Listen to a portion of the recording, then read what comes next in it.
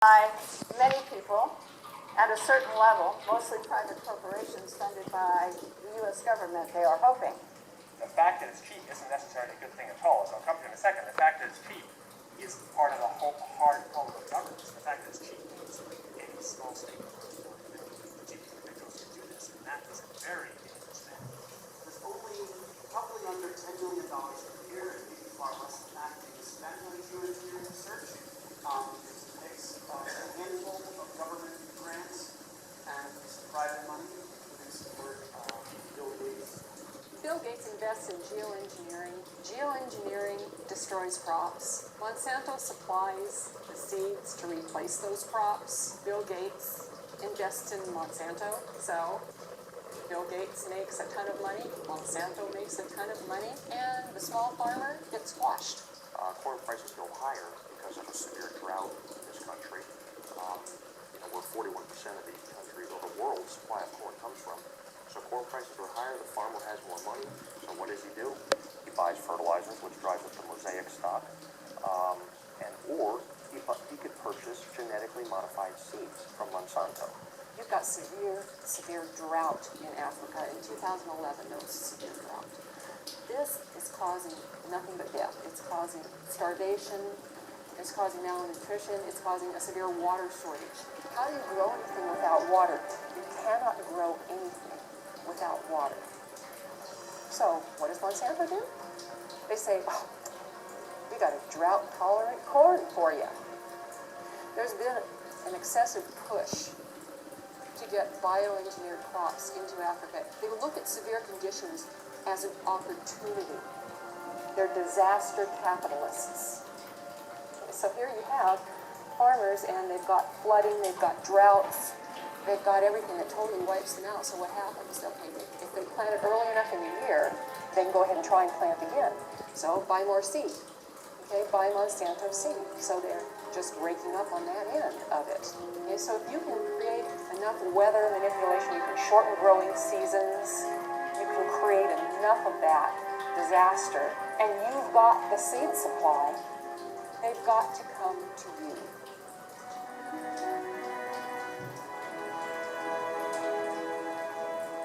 Geoengineers have stated on the record that if global geoengineering was started, it could cause droughts in Asia and Africa. And they state that to the American public for probably obvious reasons. Why would they tell the American public that it could also cause droughts here? Why wouldn't it cause droughts here? There's nothing special about America and the geography here that would not have the same effect as Asia and Africa. If the atmosphere is filled with particulates, those particulates diminish and disperse rainfall. Period. There's too many condensation nuclei, so the water droplets do not combine and fall as rain. They simply adhere to those tiny particles and migrate further, and that's exactly what we see. One of the suggestions about geoengineering has been that we genetically modify trees, plants, we genetically modify crops to be aluminum resistant, and this is ongoing at this time. And part of the geoengineering scheme is to say we're going to put all these chemicals and particles into our atmosphere, which is going to cause air pollution, water pollution, changes in soil pH, and could disrupt agriculture crop production to a great degree. So therefore, instead of saying that maybe this isn't a good idea that we pollute our air, water, and soils with the chemicals we're going to put into the atmosphere, which do come back down, there's a scheme abounding, which is happening right now, to modify some crops so that they are aluminum resistant to the types of chemicals and particles they're going to put into the atmosphere. It's just going to get worse until the point where we're not going to be able to grow anything at all unless it's a Monsanto genetically modified, abiotic stress resistant seed. The chemical companies and the and Monsanto and all of these companies are working together to make us totally dependent on their products for growing corn or growing any kind of agricultural product or trees, whatever. We're going to corporatize not only where the rainfall goes and who gets it through geoengineering and weather modification schemes, but we're also going to say that these are going to be the only crops that are going to grow in areas where we're putting in toxic chemicals that are coming down and altering the soils. One of the most basic things about human society is that we need food and water. And these are two of the things that are most severely dependent upon good weather. Rain at the right time of the year, sunshine so crops can grow, not enough sunshine and they don't grow, too much water, the plants die, not enough water, the plants die. All of this goes back to the amount of food that's available. So if you starve people, they will be vulnerable. They will be much easier to manipulate and forced to do whatever the government wants them to do. So if you control how much food there is, its availability, through things like the weather, or using the weather as a strategic tool militarily, you can, dramatically influence what's going on in the country.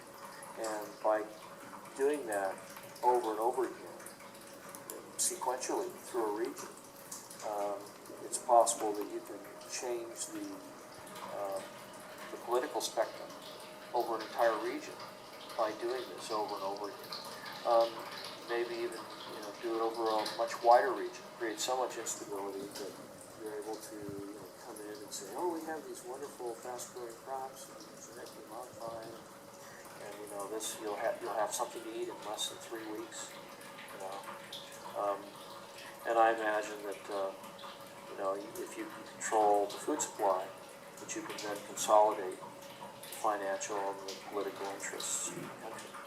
Could predicting the weather enable a group or specific entity to profit from that knowledge of knowing what type of weather or weather pattern will be? Absolutely. That's what all commodities are driven by. They're driven by predicting the weather, how the weather will be in a certain location, and that directly is correlated to the price of that commodity. Absolutely. There's no doubt.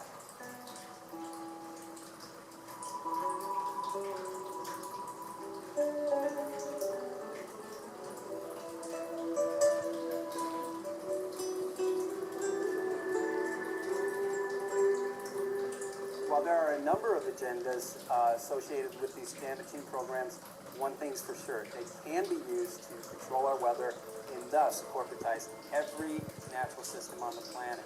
This enables certain individuals to consolidate an enormous amount of both monetary and political power into the hands of few at the expense of every living thing on the planet.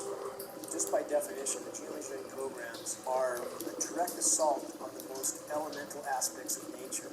What we're doing when we modify the weather is we're changing the world's climate and we're changing the microclimates. And we are doing it.